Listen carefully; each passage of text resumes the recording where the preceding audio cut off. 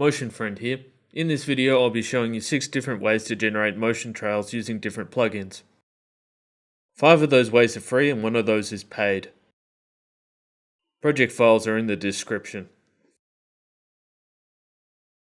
Juik is a one-click setup hidden under the automations panel. One thing you might need to do is up the samples to get a smooth line. If you choose tape or a 3D scale, you'll get a different looking line. Echo is also a one-click and is built in. It's good for when you have a shape such as type that you want trails on. For Saber, I'm using the layer masks option under the customize core settings. I also set it to render on transparent under the render settings.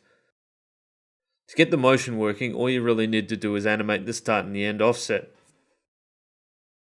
For particular, this is actually quite a basic setup, but you can animate all kinds of things like the look of the trail or the particles. In my example, I'm just going to use the presets to demo this. You can also change things like the gravity or amount of trails you have. It's really quick and easy to change the type of particles you have as well. To move the particles around, I'm using the light emitter option. Ouroboros is quite good for multicolored vector lines. It creates 2 layers, one of which has the shape. To get a bit of motion, I'm using the speed line modifier. To round the edges, I'm using the dots modifier. At the end, everything is just parented to the rocket. Thick Stroke is a relatively new plugin, and one of the special features is gradients on strokes. You can control the taper of the line using the effects options or by using the mask feather.